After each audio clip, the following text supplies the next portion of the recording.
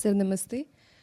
Sir हाल ही में जैसे जो नीट एग्ज़ाम का अरे लीक हो हुआ, गया ना सुबह सर उस पर एक आपने बात कही थी, अभिभावकों से एक प्रश्न था आपका कि ये मतलब कैसा संबंध है एक जो माता पिता है उनका बच्चों के साथ, कि बच्चों की जान से ज़्यादा तो जो है ही, कीमत है वो वो एक तो है पेपर का रिजल्ट। ठीक। तो ये भारत में मतलब कैसा संबंध ये है? मेरा और थोड़े ही है कोई बच्चा, मुझे क्या पता है। और सर आज अभी सेशन में आपने कहा था कि भविष्य की जो बात है ना, तो पेरेंट्स जो हैं वो यही कहते हैं कि तेरा क्या होगा, तेरा क्या होगा, पर वो बच्चा तो उसका भविष्य तो बचा ही नहीं जब उसकी जान चली गई। तो कुछ नहीं चाहिए, जानवान कुछ नहीं चाहिए। भूलना नहीं कि अहंकार फिजिकल नहीं होता, तो फिजिकल डिस्ट्रक्शन से उसको कोई फाइनल थ्रेट भी नहीं लगती। वो दूसरे का फिजिकल डिस्ट्रक्शन तो छोड़ो, अपना भी फिजिकल डिस्ट्रक्शन कर सकता है। अपना माने अपनी बॉडी का। तो फिजिकली डिस्ट्रक्टिव होने में अहंकार को कोई समस्या नहीं होती। बच्चा भी अहंकार के लिए एक physical object with psychological significance है। ऑब्जेक्ट फिजिकल है, सिग्निफिकेंस साइकोलॉजिकल है। To protect the psychological significance, if the physical body has to be killed, it will be killed. The daughter is a physical being denoting psychological honor.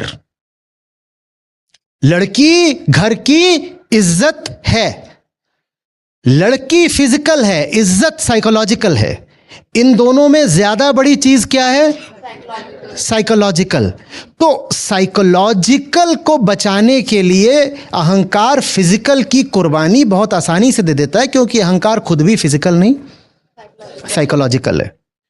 तो लड़की तब तक प्यारी है जब तक वो जो साइकोलॉजिकल सिग्निफिकेंस है उसकी गेटकीपर है, उसकी अपहोल्डर है, तो तब तक तो प्यारी है।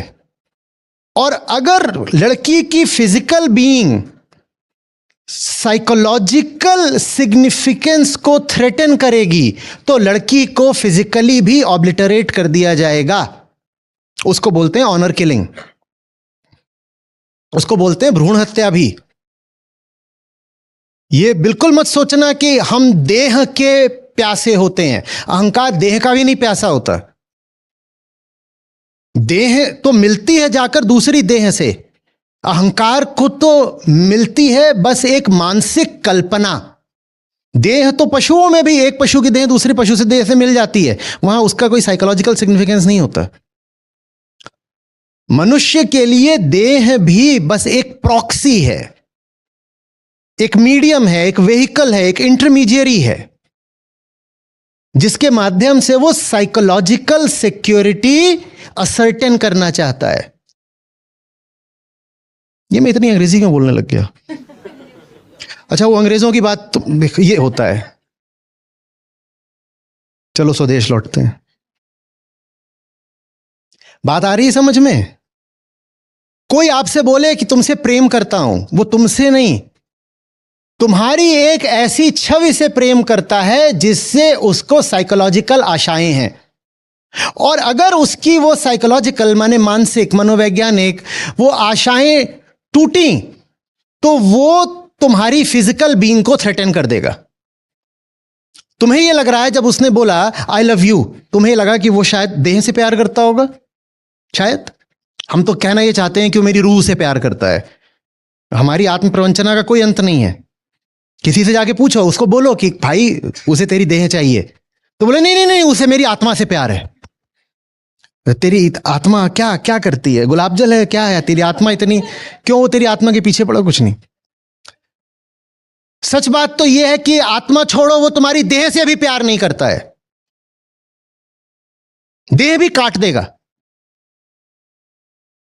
तुम्हारी देह भी उसके मानस पटल में अंकित भी नहीं, निर्मित एक छवि है जिसके माध्यम से वो साइकोलॉजिकल ग्रेटिफिकेशन की उम्मीद रख रहा है।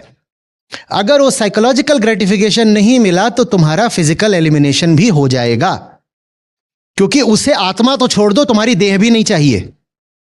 अहंकार आत्मिक तो है ही नहीं, भौतिक भी नहीं है। याद रखना, ये फंडामेंटल प्रिंसिपल्स हैं। किसका सवाल था? सवाल क्या था? कौन था? क्या पूछा गया था?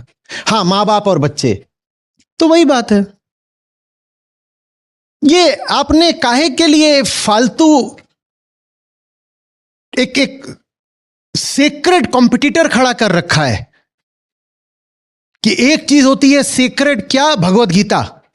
और एक चीज सेक्रेड क्या होती है? मां बाप का प्यार। और कईयों से पूछा जाए कि इन दोनों में ज्यादा सेक्रेड क्या है तुम्हारे लिए, तो वो बेचारे वो ठिठक जाएंगे। कईयों से आप जाके पूछोगे, तेरी मां का नाम है नीता और इधर रखी है गीता, बता नीता और गीता में किसको चुनेगा? वो फंस जाएगा बेचारा, क्योंकि क्योंकि उसके सामने ये दोनों ही बातें एकदम सेक्रेडनेस के शिखर की तरह रख दी गई हैं। बच्चा छोटा जैसे, और मां को भी बड़ी समस्या हो जाएगी। आप नीता जी हैं, बड़ी समस्या हो जाएगी कि मैं कैसे मान लूं कि गीता मुझसे ज्यादा बड़ी है। आप मां के पास जाएं, मां के पास बच्चा है, उससे कहें कि बच्चे को छोड़ दो और उसे भगवत गीता की ओर आने दो, मां को समस्या हो जाएगी। ये हमने क्या कर रखा है? ये क्या फिजूल चीज है? ये हमने ट्रुथ को एक कॉम्पिटिटर असाइन कर रखा है, सत्य को एक प्रतिस्पर्धी दे रखा है हमने। किसने दे रखा है? मां बाप नहीं दे रखा, और कौन देगा? सत्य तो आएगा नहीं बोलने कि मां बाप भी मेरी तुलना की चीज है। गीता में तो कभी आएगी नहीं बोलने। ये मां बाप ने ही चला रखा है।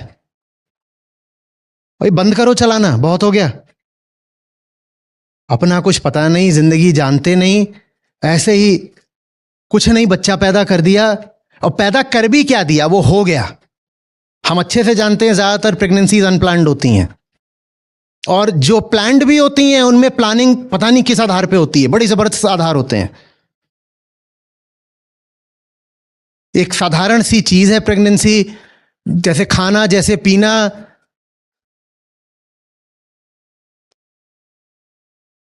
ये फिजिकल प्रोसेस ही तो है, ये पी रहा हूं, इसमें फंडामेंटली कोई अंतर है?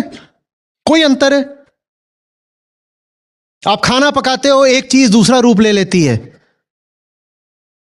वैसे ही पेट के भीतर एक सेल जाती है, वो बाकी सेल से मिलती है, वहां से कुछ हो जाता है। खाना पचाने में भी तो ऐसा ही होता है। फ्रिज में दही रखते हो, दूध रखा था, एक बूंद बस डाली, एक बूंद डाली, और वो क्या दही बन गया पूरा। तो प्रेगनेंसी और कैसी चीज होती है? यही तो होती है, एक बूंद गई और दही जम गई।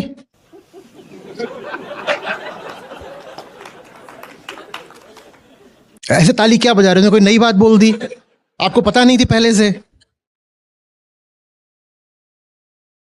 पर इतना उसको सेक्रेड बना दोगे, कोई बहुत जबरदस्त चीज होने जा रही है, कोई बहुत जबरदस्त चीज होने जा रही है। मां,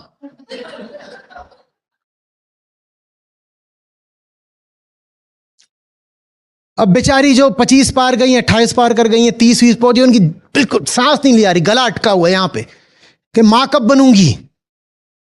आपकी संस्था के सामने भी बड़ा खतरा है। लड़कियां आती हैं, अच्छी खासी हैं, भली हैं, पर 2-4 साल बीतते बीतते फिर उनको मां बनना है। कई घर वाले पूछ रहे वो कब होगा। और वो नीड फिजिकल बहुत कम है, वो साइकोलॉजिकल है। बार बार बार बार उसको एहसास दिला रहे हो कि तू प्रेग्नेंट हो जा, प्रेग्नेंट हो जा, हो जा, हो जा, हो जा। उसको बोल रहे हो कि तुम्हारी जो हस्ती ही है, और हस्ती कोई फिजिकल चीज नहीं होती, आइडेंटिटी एक साइकोलॉजिकल चीज होती है। आप उसको बोल रहे हो तुम्हारी आइडेंटिटी ही तुम्हारी मदरहुड से जुड़ी हुई है। बिना बात के एक छोटे से साधारण से लाइफ इवेंट के लिए तुमने परेशान करके रख दिया। अब इस तरीके से तो तुम उसको प्रेग्नेंट कराओगे, अब वो बच्चा पैदा होगा। जितनी उसको परेशानी झेलनी पड़ी है, फिजिकल परेशानी नहीं, साइकोलॉजिकल जो पूरा उसका हार्डशिप रहा है, जिससे गुजर करके वो बच्चा पैदा किया उसने, वो सारे का सारा गुबार वो किसके ऊपर निकालेगी? अब वो बच्चे के ऊपर निकालेगी। वो कहेगी अब इतना मैंने अपनी जिंदगी की कुर्बानी दी है, तो तू बोल कि मैं देवी हूं, बोल बोल मैं देवी हूं। हटा ये उपनिषद गीता सब हटा, मैं ही भगवान हूं, मैं ही भगवान हूं। और मां बोले तो बोले कि मैं देवी हूं। ये बाप कहां से निकल आता है? तूने तो कुछ किया भी नहीं, तेरा तो रोल भी 0.1% का, वो भी कूद के खड़ा हो जाता है, मैं देवता हूं, मैं परमात्मा हूं तेरा, मेरे पांव छू। बापों का तो कहीं से कोई हक नहीं बनता बच्चे पे चढ़ने का। बाप लोग हाथ खड़े करें, तुम्हारा क्या रोल है?